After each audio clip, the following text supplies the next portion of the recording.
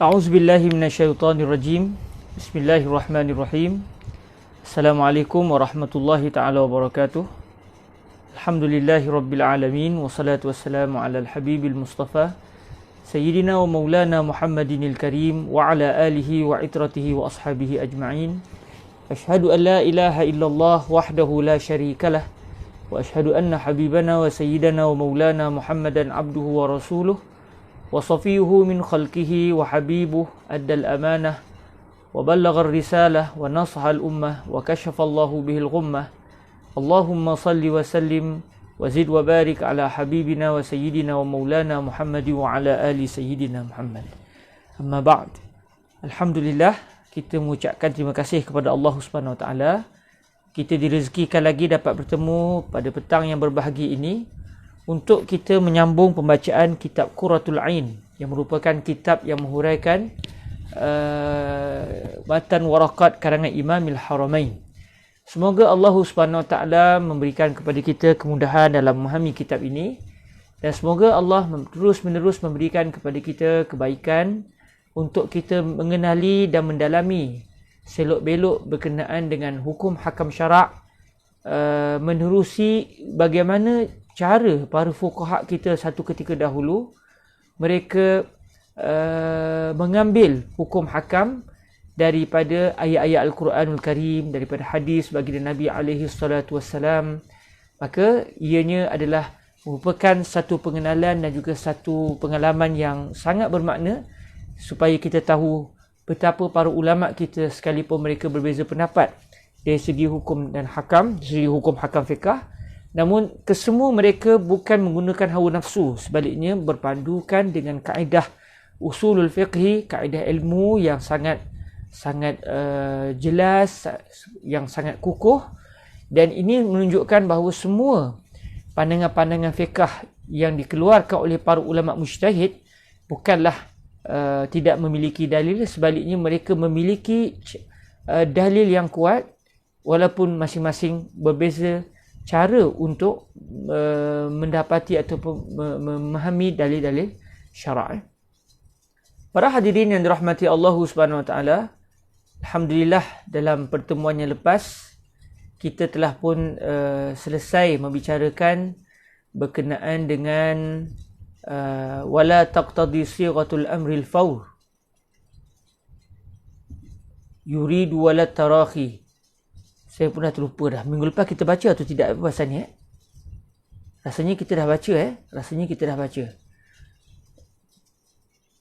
dah baca minggu lepas.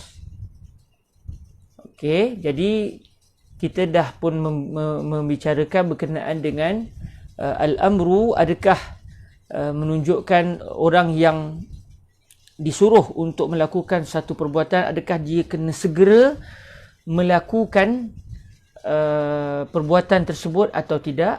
Alhamdulillah telah kita bicarakan pertemuan yang lepas, dan Imamil Haramain juga membicarakan tentang tajuk yang seterusnya, cuma ada tambahan daripada Imam Al-Mahalli dan juga Imam Al-Khattab yang mengatakan bahawa kalaulah Imamil Haramain telah mendatangkan pandangan yang kuat adalah perintah tidak menunjukkan suatu arahan yang dikeluarkan itu tidak menunjukkan bahawa perbuatan yang disuruh mesti dibuat dengan segera, dan juga tidak menunjukkan mesti dibuat secara bertangguh.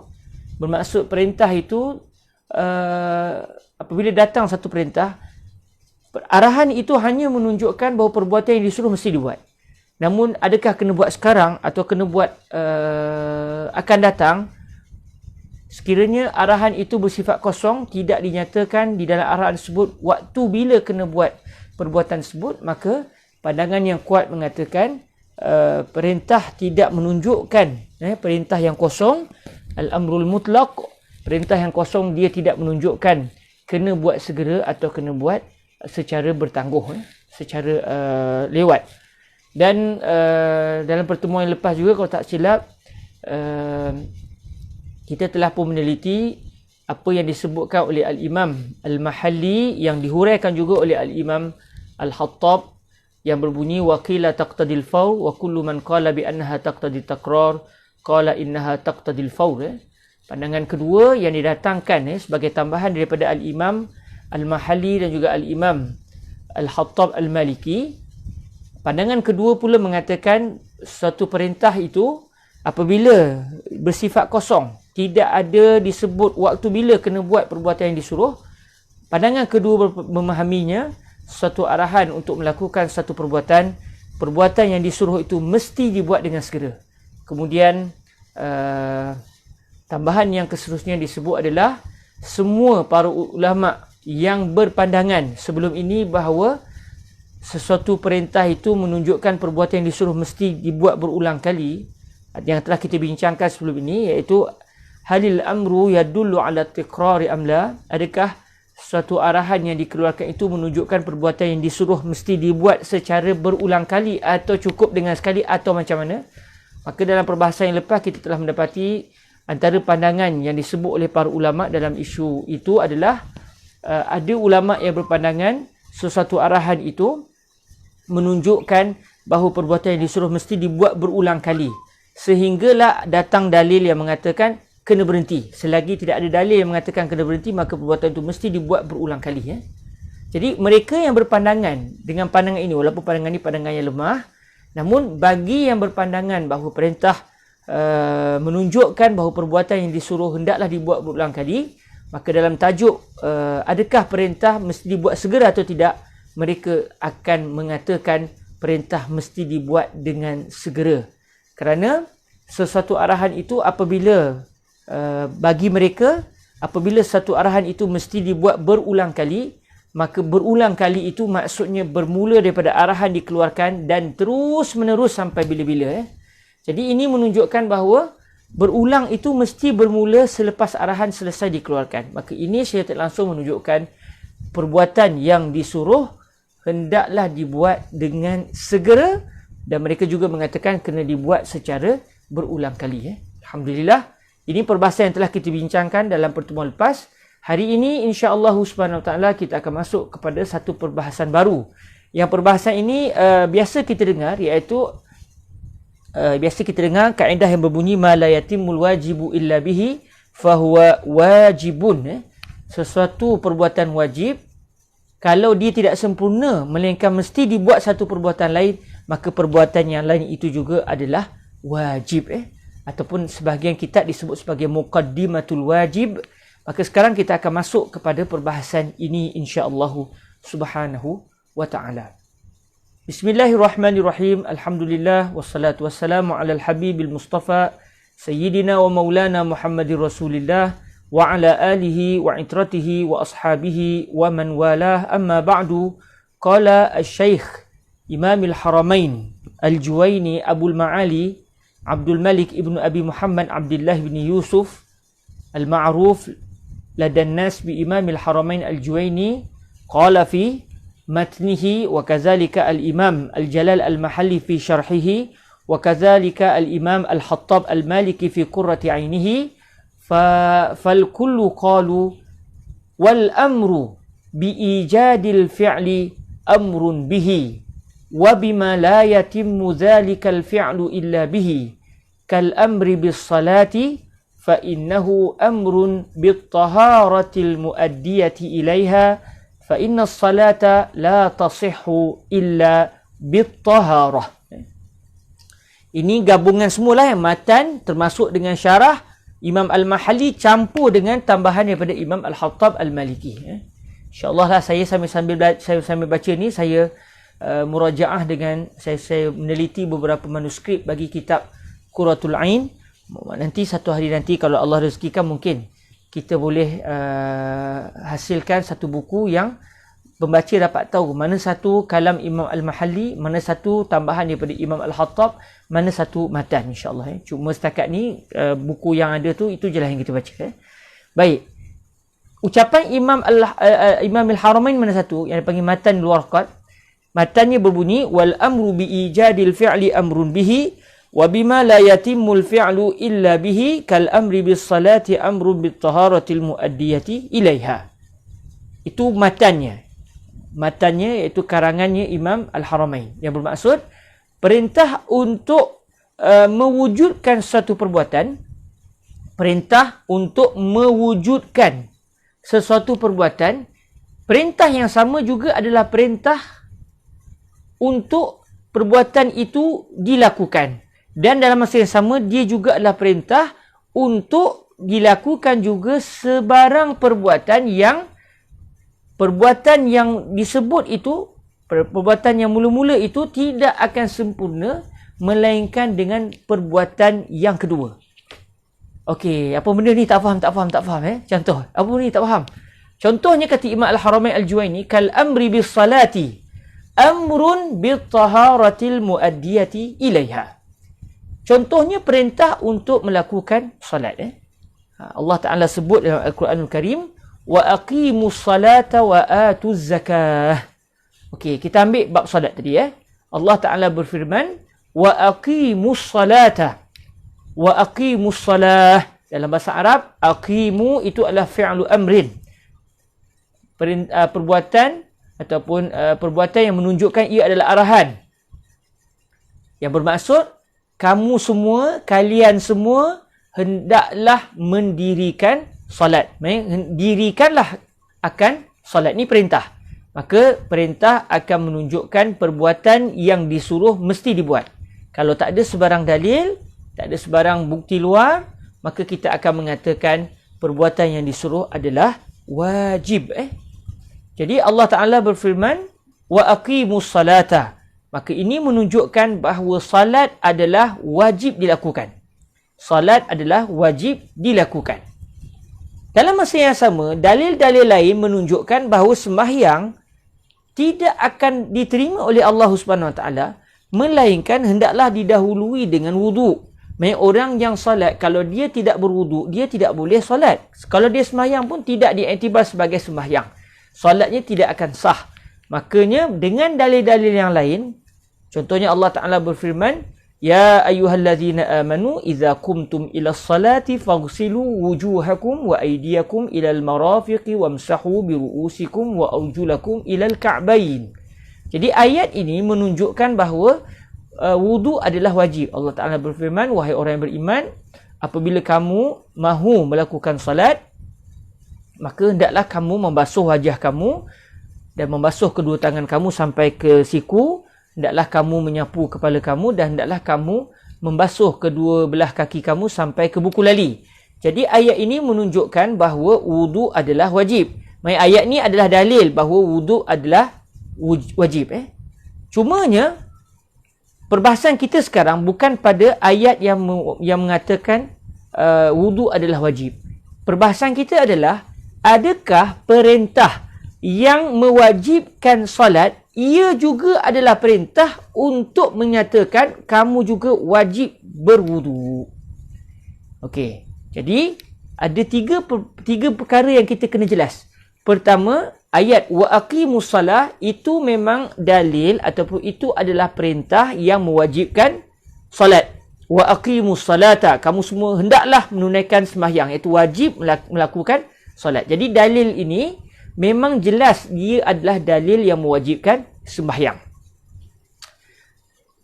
Sembahyang perlukan wudu, dan ada pula dalil khusus yang menyatakan wudu adalah wajib, iaitu firman Allah Ta'ala yang berbunyi, idza qumtum ila salati faghsilu wujuhakum ya ayyuhalladzina amanu idza qumtum ila salati faghsilu wujuhakum wa aydiyakum ila al-marafiqi wamsahu bi ru'usikum wa arjulakum ila al-ka'bain wa arjulikum ila al-ka'bain.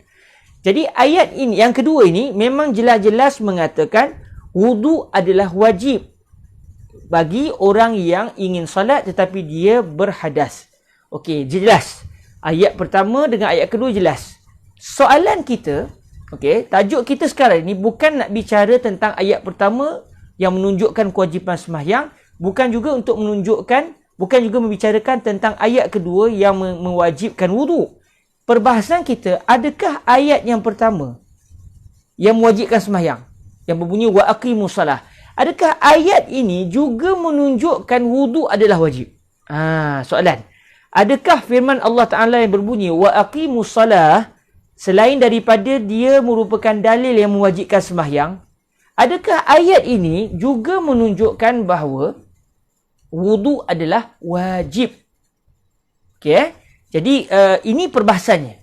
perbahasan kita dari segi bolehkah saya ataupun seseorang mujtahid berhujah bahawa wudu adalah wajib dengan dalil yang berbunyi wa aqimus salata. Jadi kalau seorang mujtahid, orang tanya, Syekh, ada apa dalil wudu adalah wajib? Kalau si mujtahid tadi jawab, dalil bahawa wudu adalah wajib bagi orang yang berhadas, kalau dia nak sembahyang dia wajib berwudu.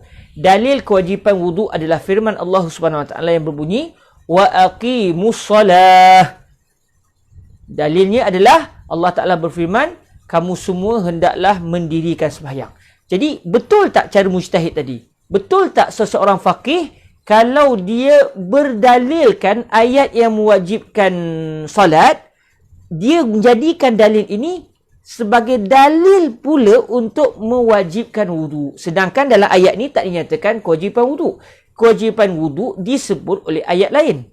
Namun persoalannya, adakah menjadi satu kesalahan sekiranya seseorang yang ingin mengatakan wudu adalah wajib, dia berdalilkan dengan dalil yang mewajibkan sembahyang? Atau sebenarnya tidak salah? Ini perbahasan dia. Jadi maknanya, tajuk kita ini bukan nak mengatakan bahawa wudu wajib atau tidak wajib. Memang wudu adalah wajib. Berdasarkan firman Allah yang berbunyi, "Idza qumtum ila salati faghsilu wujuhakum wa aydiyakum ila al-marafiqi wamsahu bi ru'usikum wa arjulakum ila al-ka'bayn." Itu memang tidak diperbincangkan. Itu memang sangat jelas. Cuma soalan kita, adakah ayat yang mewajibkan salat turut menunjukkan bahawa wajib berwudu sebelum solat? Itu soalan dia. Sebab saya sengaja membicarakan perkara ni, saya jelaskan perkara ni sebab banyak orang salah faham. Orang ingat orang yang tak mengatakan, orang yang mengatakan Allah Ta'ala bila sebut wa aqimus salat, ayat ini tidak menunjukkan sembahyang wudu adalah tidak wajib. Ayat ini menunjukkan wudu ayat ini tidak menunjukkan bahawa wudu adalah wajib. Ada orang tanya, macam mana sembahyang tanpa wudu? Sebenarnya sembahyang memang tidak akan sah tanpa wudu. Dan wudu memang ada dalilnya yang menunjukkan mesti berwudu sebelum solat.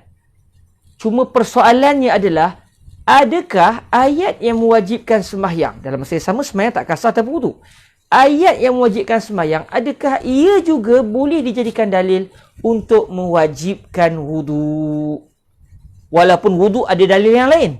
Namun boleh tak kalau seseorang itu ingin berhujah bahawa wudu adalah wajib dengan firman Allah yang berbunyi wa aqimus salata, yang bermaksud kamu semua hendaklah salat.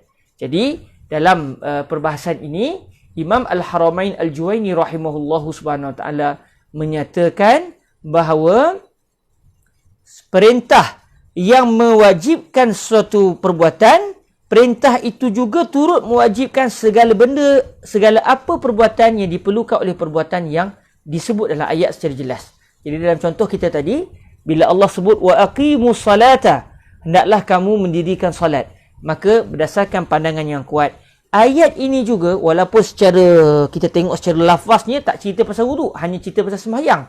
Namun oleh kerana dengan dalil-dalil yang lain menunjukkan sembahyang takkan sah tanpa wudu, maka ayat yang mewajibkan salat juga sebenarnya adalah dalil ataupun juga perintah untuk mewajibkan wudu. Baik, wudu ini, apa dalil kewajipan wudu? Selain daripada firman Allah yang berbunyi, "Idza qumtum ila salati faghsilu wujuhakum wa aydiyakum ila al-marafiqi wamsahu bi ru'usikum wa arjulakum ila al-ka'bayn." Yang bermaksud, wahai orang yang beriman, kalau kamu nak sembahyang, hendaklah kamu membasuh muka kamu, basuh tangan kamu, sapu kepala, basuh kaki. Yang jelas-jelas mengatakan wudu adalah wajib. Selain daripada ayat ini adalah dalil kewajipan wudu bagi orang yang berhadas sebelum solat. Antara dalil yang mewajibkan wudu juga adalah ayat yang berbunyi wa aqimus salata, yang bermaksud kamu diwajibkan untuk mendirikan sembahyang. Walaupun ayat ini tak cerita, tak nampak pun kalimah wudu dalam ayat ini. Namun oleh kerana sembahyang takkan sah tanpa wudu, maka oleh kerana ayat ini menceritakan kewajipan sembahyang yang takkan sah tanpa wudu, maka semua benda yang diperlukan oleh solat, ia juga turut menjadi wajib. Maka apabila sembahyang wajib dan sembahyang tak akan sah tanpa wudu, maka ayat yang mewajibkan sembahyang, ayat yang sama juga mewajibkan wudu. Ini yang diperbahaskan oleh para ulama. Perbahasan kita ini dia lebih ingin menyatakan bahawa adakah sah ataupun betul kalau kita berdalilkan dengan dalil tersebut. Dalam masa yang sama, dia tidak membincangkan adakah wuduk wajib atau tidak. Memang wuduk wajib dengan dalil yang jelas dari dalil yang lain. Namun perbahasannya, bolehkah saya berdalilkan dengan dalil yang mewajibkan sembahyang untuk saya jadikan ia juga sebagai dalil untuk mewajibkan wuduk. Okey. Itu matan, kita tengok apa yang dihuraikan oleh Imam Al-Hattab dan juga Al-Imam Jalaluddin Al-Mahalli. Qalu rahimahumullah, saya gabungkan semua sekali. Wal amru bi ijadil fi'li amrun bihi wa bima la yatimmu dhalikal fi'lu illa bihi. Perintah untuk mewujudkan, perintah untuk mewujudkan, sebab memanglah perintah, bila saya perintahkan seseorang untuk melakukan satu perbuatan, maka saya meminta perbuatan itu diwujudkan. Perintah untuk mewujudkan suatu perbuatan, perintah itu memang adalah arahan supaya perbuatan itu dilakukan. Dalam contoh kita tadi, wa aqimus salata, hendaklah kamu mendirikan sembahyang. Maka ayat ini memang dalil, memang perintah yang menunjukkan bahawa sembahyang hendaklah dilakukan. Dalam masa yang sama, kata Imam Al-Haramain, wa bima la yatimmul fi'lu. Lalu kata Imam Al-Hattab, beliau tambah kalimah zalika, wa bima la yatimmu zalikal fi'lu illa bihi. Bila kita perhatikan, subhanallah, tambahan kalimah zalik itu sangat-sangat halus, sangat-sangat halus. Sebab apa? Saya peringkat awal tak perasan, bila kita tengok kenapa? Penting sangat ke kena tambah kalimah zalik? Sedangkan dalam matan tidak disebut. Dalam matan Imam Al-Haramain hanya sebut wal amru bi ijadil fi'li amrun bihi wa bima la yatimmu al fi'lu illa wal amru bi ijadil fi'li amrun bihi wa bima la yatimmu al fi'lu illa bihi. Itu saja dalam matan. Wa bima la yatimmu al fi'lu illa bihi. Tiba-tiba Imam Al-Hattab tambah kalimah zalik. Imam Al-Jalal Al-Mahalli tak tambah. Imam Al-Hattab dia tambah kalimah zalika. Bila kita perhatikan, rupanya Imam Al-Hattab ingin menjelaskan bahawa al-fi'lu yang pertama dalam matan, itulah juga al-fi'lu, dialah juga yang dimaksudkan oleh kalimah al-fi'lu yang kedua. Okey. Kalau kita tengok dalam matan, wal amru bi ijadil fi'li, kalimah al-fi'l, maksud dia perbuatan, amrun bihi wa bima la yatimmul fi'lu, datang kalimah al-fi'lu yang kedua. Dalam keadaan kedua-duanya ada alif lam, maksudnya kedua-duanya ma'rifah. Kalau ikut konsep bahasa Arab yang asal, kalaulah kita guna satu kalimah, sekali kita datangkan dalam bentuk nakirah, sekali kita datangkan dalam bentuk ma'rifah, ini bermaksud kalimah yang pertama bukannya dimaksudkan oleh kalimah yang kedua. Contoh.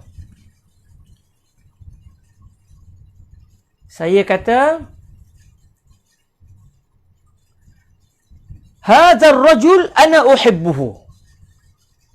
Hadzal rajul ana uhibbuhu. Hadzal rajulu, saya datangkan dalam bentuk alif lam. Hadzal rajulu ana uhibbuhu. Lelaki ini saya suka kepada dia. Kemudian saya sebut ayat yang seterusnya, wa kullama nazartu ila ar-rajul ibtasamtu. Saya datangkan kalimah ar-rajul yang kedua, tetapi bukan dalam bentuk nakirah, sebaliknya dalam bentuk ma'rifah, macam kalimah ar-rajul yang mula-mula. Mula-mula saya sebut hadzal rajul ana uhibbuhu wa ana lamma raaitu ar-rajul ibtasamtu.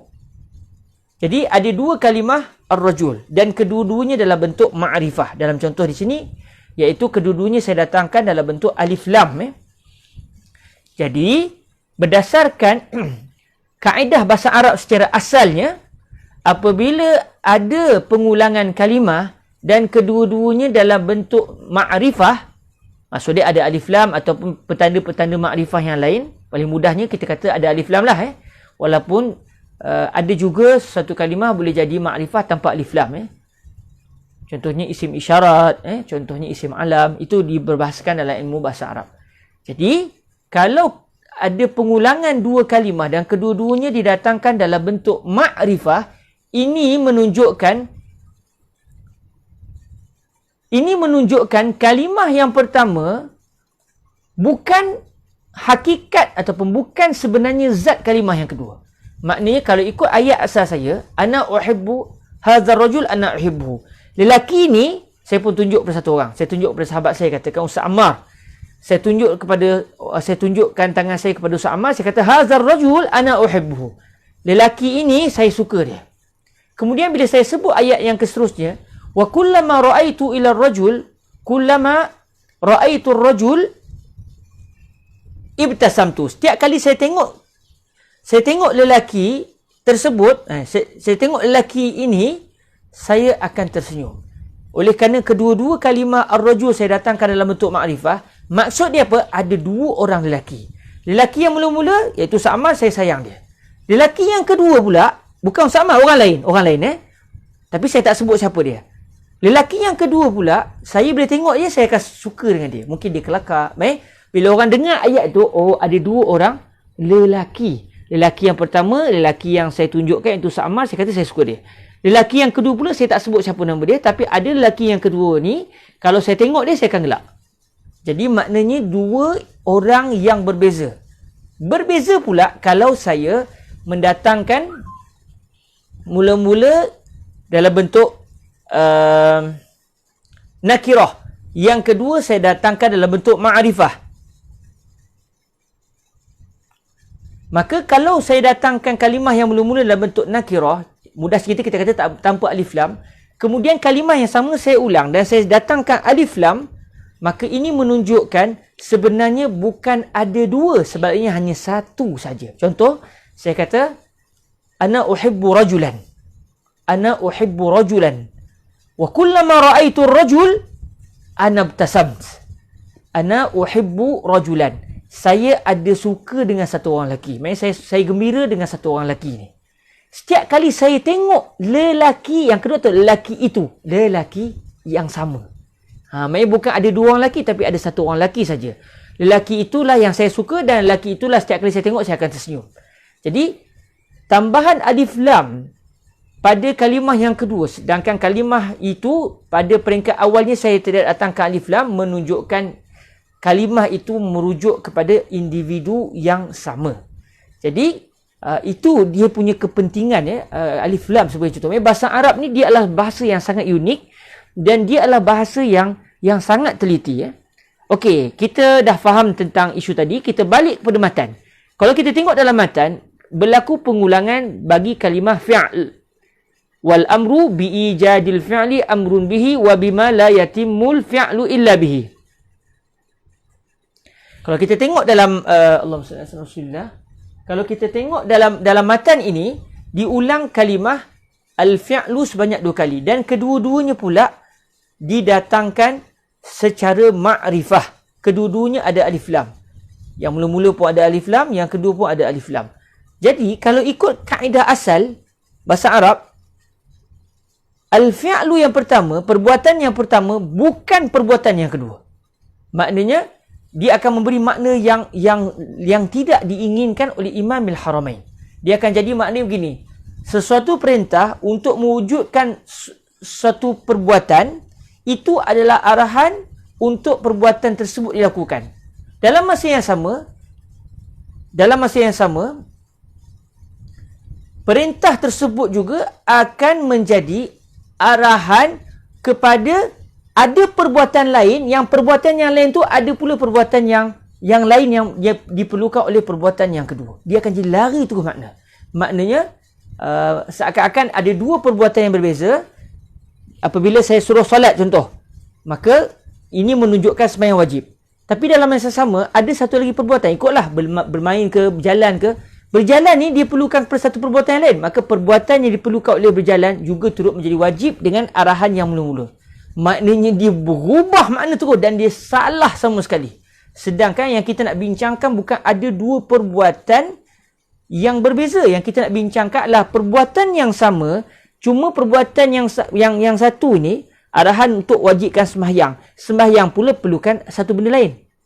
Maksudnya perbuatan yang tonggaknya satu saja, bukan ada dua. Tetapi perbuatan yang tonggak ini dia memerlukan kepada benda lain. Maka benda lain juga turut menjadi wajib dengan sebab perbuatan yang mula-mula diwajibkan. Jadi oleh kerana untuk kita jangan salah faham, Imam Al-Khattab letak kalimah zalika. Maksudnya perbuatan yang mula-mula yang saya sebut tadi. Maksudnya perintah untuk melakukan satu perbuatan, perintah itu adalah arahan supaya perbuatan itu dilakukan. Dalam masa yang sama, perbuatan itu juga kalau dia tak sempurna melainkan kena dibuat perbuatan yang lain, maka perbuatan yang lain juga turut menjadi wajib. Maka ketambahan kalimah zalik ini adalah untuk menyatakan kepada pembaca bahawa walaupun secara kaedahnya bila dua kalimah yang sama diulang dua kali dalam masa yang sama, kedua-duanya dalam bentuk ada alif lam ataupun ma'rifah, dia akan memberi dua objek yang berbeza. Namun dalam matan Imam Al-Haramain bukan itu kehendak beliau, kerana yang diinginkan al-fi'lu yang kedua itulah juga al-fi'lu yang disebut mula-mula. Maka didatangkan kalimah zalik, iaitu perbuatan itu, iaitu perbuatan yang telah disebutkan sebelum ini. Okey, alhamdulillah. Jadi kata Imam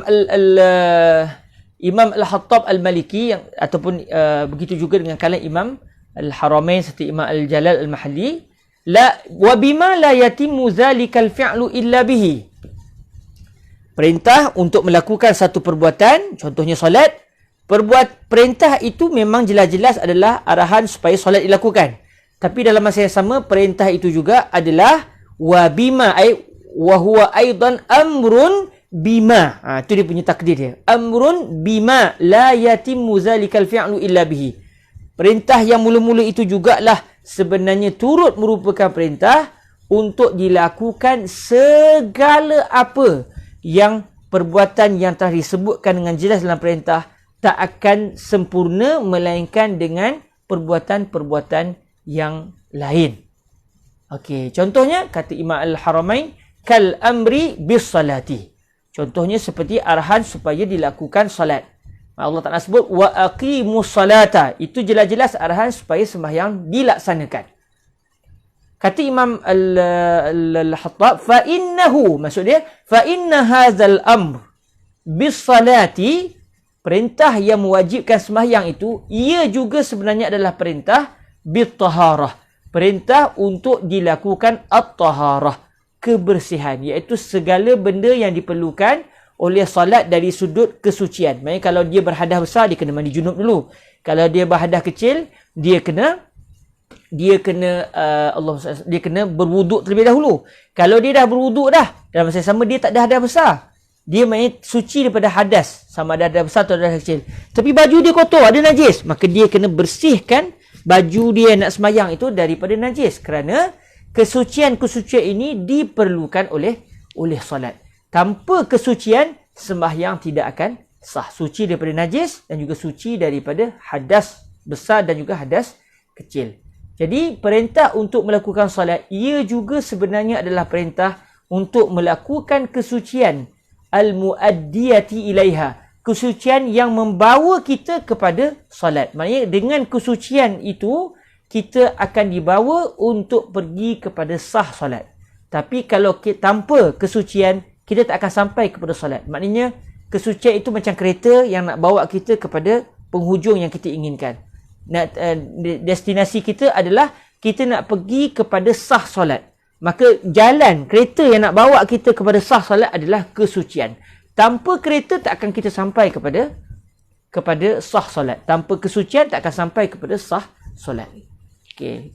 Lalu kata Imam Al-Jalal Al-Mahalli, fa inna salata la tasih.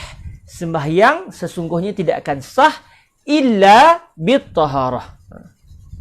Di sini ada sedikit perubahan ya. Imam Al-Khattab tukar kalimah Imam Al-Mahalli. Asalnya Imam Al-Mahalli kata bidunit taharah, lalu ditukar kepada illa bit taharah. Jadi sembahyang tidak akan sah melainkan hanya dengan sebab at-taharah. Maka at-taharah sama ada mandi junub ataupun mandi daripada haid dan juga nifas, atau berwudu atau menghilangkan najis.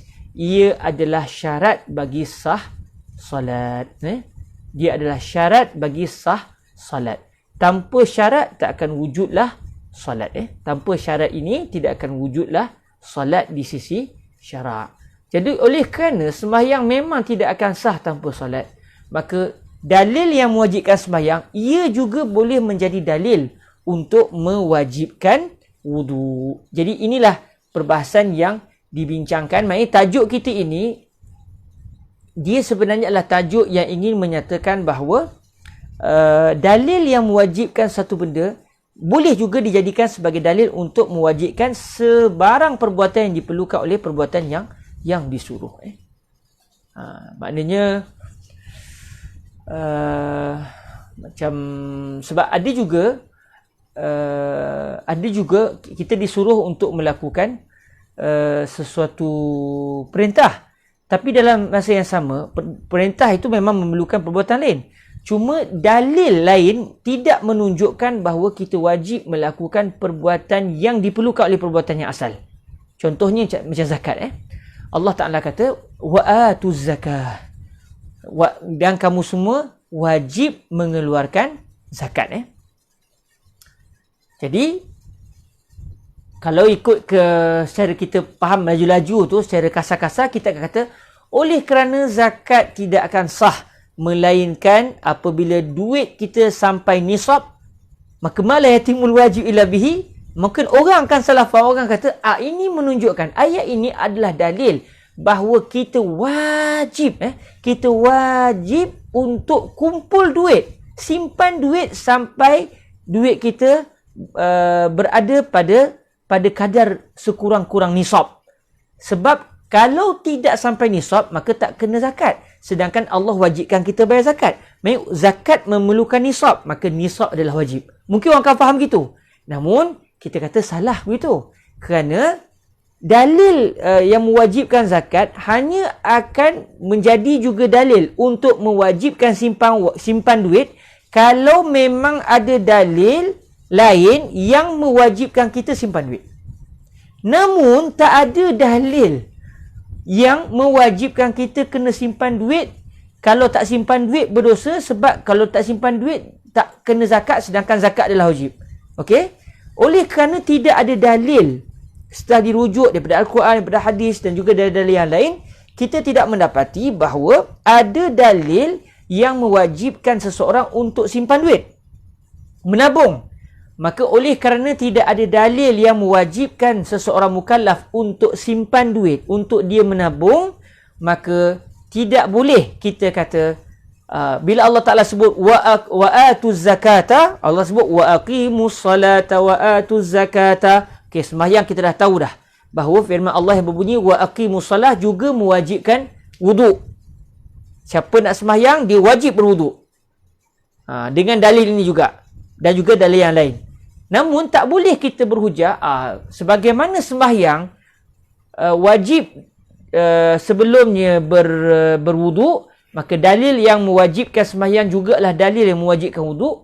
Tak boleh kalau kita pula sebut, maka dalil yang mewajibkan seseorang untuk berzakat juga menjadi dalil untuk seseorang menyimpan duit sampai duit dia cukup kepada kadar zakat, kadar nisab. Sebab zakat adalah wajib, zakat memerlukan nisab, maka nisab adalah wajib. Salah kalau kita berhujah dengan kaedah al-amru bi ijadil fi'li amrun bihi wa bima la yatimul fi'lu illa bihi. Sebab apa? Sebab ia sebenarnya adalah membicarakan tentang tentang adakah dalil yang mewajibkan satu perbuatan juga turut mewajibkan perbuatan lain. Yang perbuatan lain itu dengan dalil-dalil yang lain sudah menunjukkan bahawa perbuatan tersebut juga adalah wajib.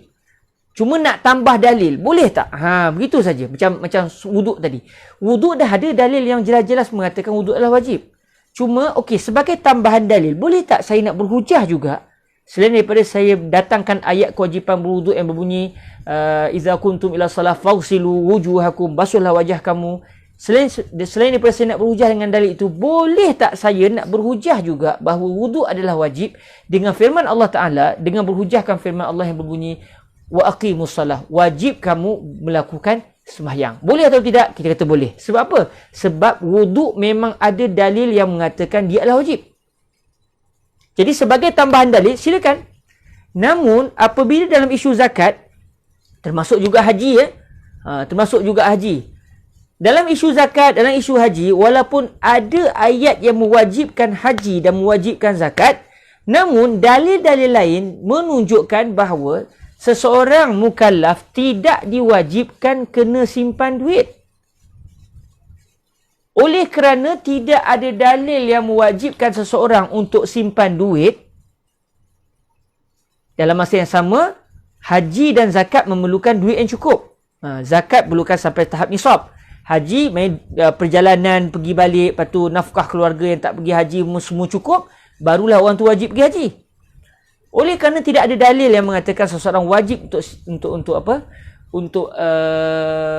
simpan duit, maka tidak boleh kita berhujah wajib simpan duit dengan firman Allah yang berbunyi wa atuz zakata. Tak boleh. Cuma kalau cukup duit, kebetulan kita tak wajib simpan duit. Cuma kita pun simpan duit. Simpan. Saya dapat emas, saya simpan. Dapat emas, saya simpan.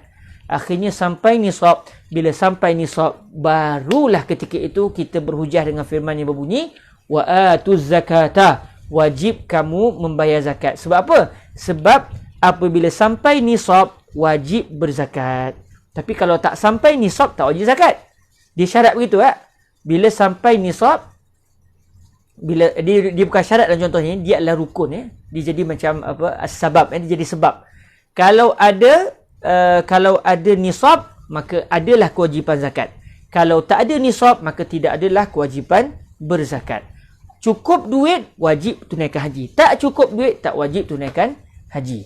Jadi dalam isu zakat, dalam isu haji, kaedah ma la yatimul wajib illa bihi fahuwa wajib tidak terpakai sama sekali. Kerana apa? Kerana tidak ada dalil yang mewajibkan perbuatan yang diperlukan oleh zakat dan juga oleh Allahumma salli ala Rasulullah, oleh haji. Jadi sebab itu bila kita baca kitab-kitab dan kita menadah dengan para masyayikh, perkara ini akan ditekankan supaya kita tidak tersilap. Dan kadang-kadang kalau kita tengok orang kita senang menggunakan kaedah ma la yatimul wajib illa bihi fahuwa wajib. Ini wajib, maka perbuatan yang satu lagi juga adalah wajib. Sebab perbuatan wajib ini tak akan sah, tak akan berlaku, tak akan sah dengan kalau tanpa perbuatan yang satu lagi, maka perbuatan yang satu lagi juga adalah wajib. Kita biasa guna kaedah begitu. Tapi sebenarnya kita terlepas satu pandangan, iaitu sebelum kita nak menggunakan kaedah ini, yang kita nak gunakan, atau bukan kita lah sebenarnya, sepatutnya fuqaha yang guna. Kita tak berhak untuk istinbat hukum. Sebab kita hanya mengikut kalam fuqaha. Fuqaha lah yang bertanggungjawab untuk mencari hukum. Adapun kita hanya mengikut kalam fuqaha. Tak boleh kita pula yang buka Al-Quran, buka hadis cari hukum. Salah tu salah siri kaedah usul fiqhnya. Jadi seseorang faqih, dia hanya boleh guna kaedah ini setelah mana dia mendapati dalil lain menunjukkan bahawa perbuatan yang diperlukan oleh perbuatan yang peringkat awal, perbuatan yang diperlukan itu juga adalah wajib. Macam wuduk tadi. Bila ada dalil mewajibkan wuduk, barulah kita boleh berhujah bahawa ma la yatimul wajib illa bihi fahuwa wajib, dengan kita mengatakan dalil yang mewajibkan wuduk adalah firman Allah Ta'ala wa aqimus salata. Hendaklah kita melakukan salat. Sebab dengan dalil yang lain, kita telah mendapati sembahyang takkan sah tanpa wuduk, dan kita wajib tunaikan sembahyang bila sampai masanya, bila sampai waktunya. Maka kalau kita tidak berwuduk, kita wajib berwuduk terlebih dahulu. Saya harap sidang pendengar dapat memahami apa yang kita bincangkan pada hari ini. Kalau siapa yang tak jelas, boleh tanya di bahagian komen. Sebab mengajar secara online ni kita cakap seorang-seorang, takut kita syok sendiri. Takut kita ingat orang faham, padahal orang tak faham kita terang. Berputar-putar. Jadi kalau pendengar, para sahabat yang mendengar tak jelas, minta ditulis di bahagian komen untuk saya dapat menjelaskan lagi. Takut-takut saya pun tersasul ketika menguraikan tadi. Harap-harapnya tidaklah. Baik. inilah perbahasan yang disebut sebagai muqaddimatu al-wajib, ataupun yang biasa kita dengar ma la yatimul amru ma la yatimul wajibu illa bihi fahuwa wajibun. Baik, kaedah muqaddimatul wajib ni banyak kaedah ini banyak kita jumpa dalam kitab-kitab fiqh. Contoh, kita wajib untuk membasuh muka. Kita wajib untuk membasuh muka. Dalam masa yang sama, basuh muka tak akan berlaku secara pasti, melainkan kita kena basuh juga sedikit bahagian awal kepala. Sebab kita nak basuh semata-mata muka tanpa basuh kepala tak boleh berlaku. Secara adatnya begitu. Kita nak ambil, nak check betul-betul, nak pastikan kita betul-betul basuh kepala sahaja, tak nak sentuh rambut langsung. Itu agak sukar. Memang secara adatnya tak boleh berlaku. Jadi oleh kerana Allah Ta'ala memang mewajibkan kita untuk berwuduk. Bila kita wajib untuk berwuduk nak solat, dan antara rukun wuduk adalah membasuh muka, dan mesti dibasahkan semua muka, maknanya maka semua benda yang diperlukan untuk memastikan muka semuanya sudah terbasuh akan turut menjadi wajib. Maknanya membasuh, bukan menyapu, membasuh awal permukaan kepala, iaitu sempadan muka. Contoh macam muka kita sini kan, bawah ni sikit. Ni bukan muka dah, ni macam dah masuk kawasan leher. Di bahagian bawah ini juga kena basuh juga ulang sedikit. Kerana apa? Kerana dia merupakan sempadan muka dan kita diwajibkan untuk membasuh semua muka. Membasuh semua muka tak akan berlaku secara adatnya, melainkan dah dibasuh juga kawasan yang bukan muka tetapi berada di sempadan muka. Maka ma la yatimul wajib illa bihi fahuwa wajibun. Jadi kita mewajibkan untuk basuh sedikit bahagian kepala dan membasuh sikit bahagian leher ni. Kerana apa? Kawasan yang di bawah kita punya muka ni, di bahagian pangkal leher kita ni, sebab memang basuh muka mesti berlaku.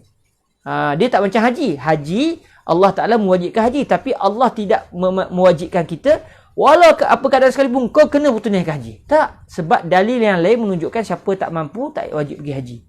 Jadi dalam isu haji tak boleh menggunakan kaedah ma la yatimul wajib illa bihi fa huwa wajib. Tetapi dalam isu basuh muka contoh, atau menutup aurat, kita dalam apa keadaan sekalipun kena tutup aurat. Setiap kita ada aurat. Aurat kita dengan lelaki dengan lelaki, lelaki dengan perempuan. Aurat kita ketika kita berseorangan diri. Cuma yang tak ada auratnya bila kita dengan isteri saja. Bila kita dengan isteri tidak ada aurat. Tetapi kalau kita seorang diri pun ada auratnya. Contoh macam orang perempuan, dia wajib kalau dia seorang diri, dia hendaklah menutup di antara pusat dengan lutut dia. Maksudnya kalau dia mendedahkan paha dia tanpa sebarang keperluan, dalam mazhab Imam Syafi'i dia telah berdosa sebab dia telah mendedahkan aurat dia. Tapi tak ada orang pun, dia seorang-seorang bilik. Betul? Tetapi walaupun dia seorang-seorang, ada aurat dia ketika dia berseorangan diri. Iaitu dia wajib bagi orang perempuan, orang lelaki beza sikit. Orang perempuan seorang diri dia wajib menutup di antara pusat dengan lututnya. Maksudnya dia kena pakai sekurang-kurangnya seluar pendek yang menutup seluruh paha dia. Tapi kalau orang lelaki, lain sikit hukum dia. Kalau dia seorang diri, dia wajib menutup kemaluan dia semata-mata. Kemaluan depan dan belakang. Kalau dia pakai seluar pendek, nampak paha seorang-seorang tak ada masalah. Kalau dia sengaja tidak berpakaian, tidak langsung berpakaian tanpa keperluan, tanpa ada sebarang keperluan, maka dia berdosa. Maknanya menutup aurat adalah wajib dalam apa keadaan sekalipun, melainkan kalau dia bersama dengan isterinya. Kalau suami dengan isteri tidak ada aurat di antara suami dan isteri. Baik. Jadi apabila kita diwajibkan untuk menutup aurat ni maknanya kalau dalam sembahyang, kalau seorang lelaki lah, dia ada banyak perincian ni dalam kitab fiqh, kita boleh tengok lah.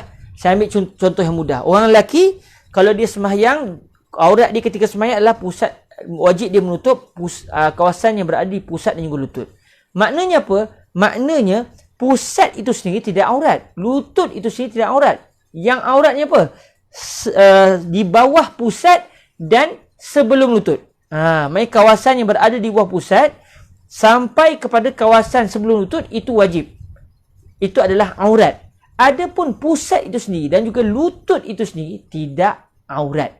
Cumanya secara adatnya kita tak akan mampu untuk memastikan seluruh kawasan yang berada di bawah pusat sampai sebelum lutut, kita tak akan mampu untuk memastikan kawasan itu bertutup, melainkan mesti ditutup juga pusat dan sebahagian lutut. Maka dengan sebab itulah wajib menutup pusat dan wajib untuk menutup sebahagian lutut. Bukan kerana pusat itu wajib, pusat itu aurat, bukan kerana lutut itu aurat. Namun kenapa wajib menutup pusat? Kerana ma la yatimul wajibu illa bihi fahuwa wajib. Kenapa wajib menutup sebahagian lutut? Kerana ma la yatimul wajibu illa bihi fahuwa wajibun. Fahuwa wajibun. Jadi kaedah ma la yatimul wajib illa bihi fahuwa wajib ini sangat penting untuk kita memahaminya dengan baik. Kerana kalau tidak, kita boleh tersalah faham. Apa saja yang wajib, kita rasa semuanya kita akan hukum. Benda yang diperlukan oleh perbuatan yang wajib itu juga menjadi wajib. Sedangkan untuk kita menggunakan kaedah ini, kita kena pastikan dulu, adakah perbuatan yang diperlukan oleh satu perbuatan wajib, perbuatan tersebut adakah ada dalil yang mewajibkannya ataupun tidak. Macam zakat tadi. Zakat memang wajib. Zakat tidak akan berlaku melainkan setelah cukup nisab. Adakah memastikan duit untuk sampai kepada nisab wajib atau tidak? Rupa-rupanya tak wajib. Maka tidak terpakai kaedah ma la yatimul wajibu illa bihi fahuwa wajibun. Okay, alhamdulillah, selesai kita perbahasan berkenaan dengan tajuk ma la yatimul wajib illa bihi fahuwa wajib yang didatangkan oleh Imam Al-Haramain Al-Juwaini rahimahullahu subhanahu wa ta'ala. Okey, soalan ni, bagaimana aurat kalau belum berkahwin? Dalam isu aurat sebelum berkahwin, kalau dia perincian dia memang apa namanya, ada perincian-perinciannya. Saya tidak mengetahui sangat dalam mazhab yang lain. Namun dalam mazhab Imam Syafi'i kita, di sana ada beza di antara aurat perempuan dengan aurat lelaki. Kalau aurat lelaki mudah. Kalau lelaki itu berseorangan diri, dia wajib untuk menutup kemaluan dia. Maksudnya dia wajib menutup kubul dan dubur sahaja. Wajib. Kalau dia seorang-seorang, tak ada orang tengok dia, duduk dalam rumah, duduk dalam bilik, dia kunci bilik dia, tak ada siapa boleh masuk. Dia kalau dia nak buka baju boleh, dia tak nak pakai seluar pendek boleh, tetapi dia wajib menutup dua kemaluan dia sahaja. Tapi kalau orang perempuan lain. Orang perempuan kalau dia seorang diri sekalipun, macam tadi dia masuk bilik, dia kunci bilik dia seorang-seorang je, dia wajib menutup di antara pusat dan juga lututnya. Itulah yang telah disebutkan dalam kitab-kitab mazhab kita, mazhab al-Imam Asy-Syafi'i radhiyallahu taala anhu. Okey, itu aurat kalau seorang diri. Kalau aurat dengan apa namanya, dengan mahram lain pula. Kalau aurat kita sama lelaki atau perempuan sewaktu solat lain pula. Kalau aurat orang perempuan dengan wanita yang bukan Islam, ada pula perbahasannya. Maka yang tu perbahasannya adalah di dalam kitab-kitab fiqh. Jadi insya-Allah tak lama lagi peringkat Ruwaq Jawi kita akan, sekarang ni kita dalam proses cetak kitab Safinatun Najah. Kitab Safinatun Najah. Dan insya-Allah akan dibacakan oleh salah seorang sahabat kita, salah seorang ustaz kita. Beliau akan baca kitab itu. Dan kitab ini bagi siapa yang dia nak berkenalan dengan mazhab Imam Syafi'i, insya-Allah dia boleh mengikuti kelas ni dan dia akan sampai kepada tajuk berkenaan dengan aurat. Nanti insya-Allah ustaz yang akan membentangkan, yang akan membaca kitab itu akan menjelaskan secara terperinci insya-Allah. Dan kitab itu dalam proses cetak, mungkin dalam seminggu 2 minggu lagi akan siap. Alhamdulillah, sahabat-sahabat kita di peringkat Ruwaq Jawi, mereka telah pun menterjemahkan kitab ini. Dan ada seorang sahabat tu dia tulis sedikit taklikan di bahagian nota kaki. Maksudnya bukan semata-mata terjemahan, tapi sebenarnya ada huraian ringkas. Ada huraian ringkas di buku ini. InsyaAllah kita akan cetak, dan hari ini siap dah urusan di bahagian percetakan. InsyaAllah mungkin dalam seminggu 2 lagi kitab itu akan dipasarkan insyaAllah. Dengan harga yang mampu bilik biiznillah. Dengan harga yang mampu bilik insyaAllah. Okey. Para hadirin yang dirahmati Allah Subhanahu Wa Taala, tentang aurat tu saya serahkan masa kita baca kitab fiqh je lah dengan ustaz yang akan membentangkannya. Siapa ustaz tu? Okey, nantikan Al-Mufaja'ah Gamilah. Benda terkejut ni bagus Benda terkejut ni kita akan pergi siapa. Bolehlah teka, tapi saya tak akan beritahu. Okey, para hadirin rahmati Allah Subhanahu Wa Taala. Okey, selesai kita bicara tentang perbahasan ma la yatimul wajib illa bihi fahuwa wajib, ataupun dalam matannya disebut wal amru bi ijadil fi'li amrun bihi wa bima la yatimul fi'lu illa bih. Kita akan masuk kepada tajuk yang seterusnya, wa iza fu'ila bil bina'i lil maf'ul wa dhamir lil ma'muri bihi yakhrujul ma'mur 'anil uhdah. Okey.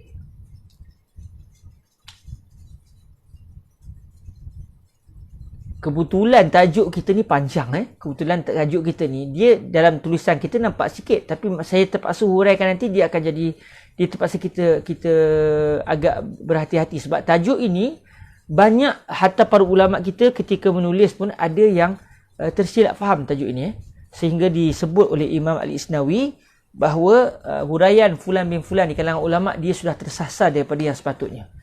Jadi oleh kerana tajuk kita ini agak-agak dalam dan saya takut saya hurai itu sekat-sekat jadi pakat tak jelas sebab nak kejar masa, dan saya tak mahu mengambil masa semua kita. Maka kalau begitu maknanya kita tangguhkan awal sikit, kebetulan dekat pukul 4 dah.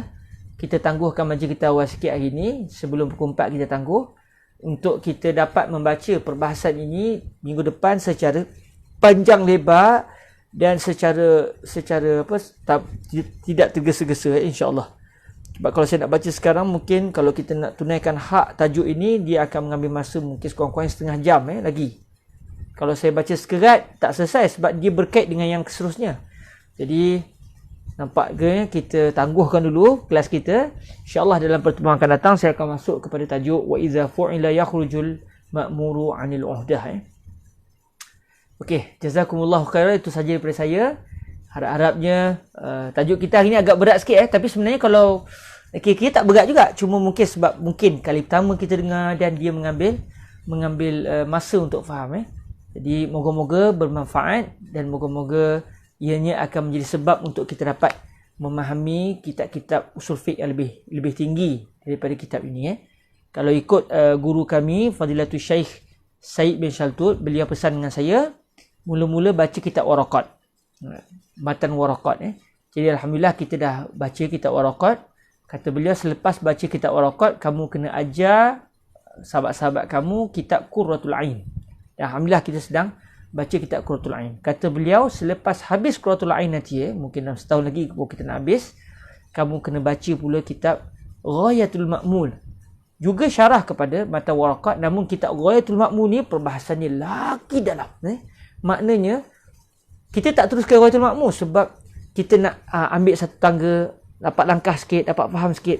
Tapi bila semakin kita naik, perbahasannya lebih teliti, dan kesemua ini akan menyebabkan kita rasa teruja bagaimana para ulama kita, subhanallah, Allah Ta'ala memberikan kepada mereka kefahaman yang begitu dalam, yang kalaulah kita tak baca kitab itu, kita mungkin tak pernah terfikir perbahasan itu. Namun oleh kerana kita baca, peringkat awal kita tak faham, kita cuba fahamkan, cuba tanya para masyayikh, ulama pun terang, akhirnya kita faham. Last sekali kita akan terkasima, kita akan rasa teruja, subhanallah, bagaimana para ulama kita, Allah Ta'ala mengurniakan kepada mereka kefahaman yang begitu teliti. Kesemuanya sebab apa? Sebab kesemuanya diperlukan agar seseorang mujtahid berhati-hati sewaktu mencari hukum hakam di sebalik ayat-ayat Al-Quran dan juga hadis baginda Nabi Muhammad sallallahu alaihi wasallam. Sebab itu orang yang hanya mempunyai kelayakan untuk mencari hukum ni hanyalah mujtahid, sebab mereka perlukan kaedah-kaedah ini dan mereka memerlukan kecerdikan yang sangat luar biasa untuk mereka memahami kehendak Allah dan Rasul dari segi hukum hakam. Adapun yang tidak sampai ke tahap ijtihad macam saya, macam tuan-tuan, maka kewajipan kita pula macam mana? Kewajipan kita pula adalah mengikut kalam orang pakar, mengikut kalam si pakar. Siapa si pakar dalam masalah fiqh? Itulah dia para fuqaha seumpama Al-Imam Asy-Syafi'i, Al-Imam Abu Hanifah, Imam Ahmad dan juga imam-imam yang lain, Imam Malik. Sebab dalam dunia pun kita hidup begitu. Saya bukan seorang doktor, walaupun saya baca juga kadang-kadang buku-buku perubatan, tapi saya bukan seorang doktor. Kalau saya sakit, boleh ke saya buka buku dan saya cuba fahamkan lalu saya pun mengubat orang? Tak boleh. Kerana apa? Kerana saya bukan pakar. Habis apa sikap saya? Ikut cakap doktor. Tak payah nak lawan sebab dia telah pun mendalami bidang dia dan dia sudah menyelidik dengan penuh berhati-hati. Maknanya serahkan kepada pakar. Kalau kita nak jadi pakar boleh, tapi mula daripada awal. Mula daripada kosong, naik setingkat sampai jadi pakar. Boleh? Silakan. Namun kalau begitu, kalau semua orang kena jadi pakar dalam bidang syariat, siapa nak pakar dalam bidang perubatan? Siapa nak pakar dalam bidang teknologi? Siapa nak pakar dalam bidang perusahaan? Siapa yang nak pakar dalam bidang-bidang yang lain? Maknanya kita mungkin akan melihat suasana yang tidak terurus, ada ketimpangan sebab masing-masing kita nak dia pakar dalam bidang agama. Namun tak ada masalah kalau dia nak jadi pakar sungguh, tunaikan hak kepakaran itu dengan mendalami daripada satu. Sebab tu antara ujian Allah kepada kita pada hari ini adalah kita mendapati mereka yang tidak pakar dalam masalah fiqah, yang tidak sampai ke tahap mujtahid, tiba-tiba mereka pula yang seakan-akan mereka pula mujtahid. Ambil contoh paling mudah kadang-kadang setengah orang dia bawa tasbih. Orang kata apa ni? Rasulullah tak ada bawa tasbih pun. Kamu buat benda yang canggah dengan syariat. Nampak? Senang je dia berijtihad. Dalam keadaan bawa tasbih, gantung tasbih kat tangan atau kat leher, dia sebenarnya adalah perbuatan manusia. Bila perbuatan manusia dia ada hukum dia. Baik apa dalilnya, apa hukumnya, itu perlu kepada kajian para fuqaha. Bukan semata-mata kita tengok Nabi tak bertasbih, kita pun kata, ini adalah haram sebab Nabi tak buat.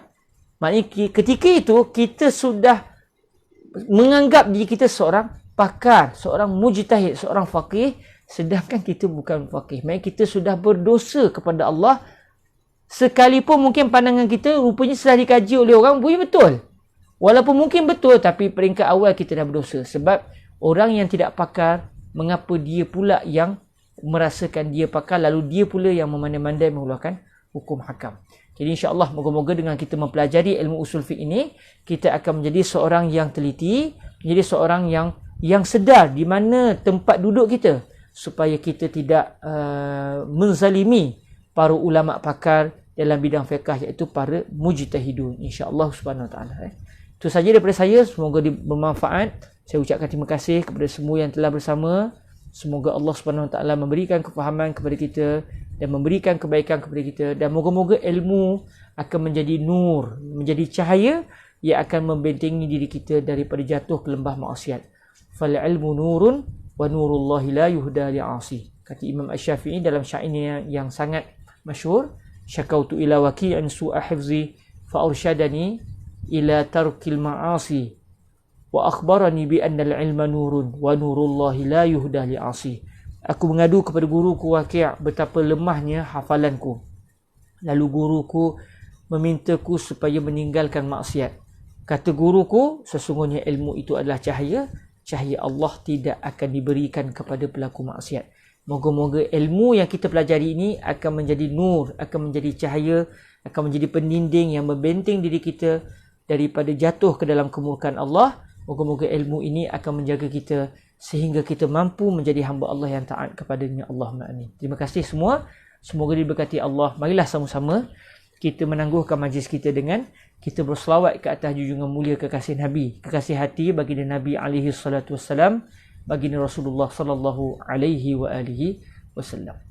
Allahumma salli afdala salatin ala as'adi makhluqatika sayyidina Muhammadin wa ala alihi wa sahbihi wa sallim adada ma'lumatika wa midada kalimatika kullama zakaraka zakiruna wa ghafala an zikrihil ghafilun.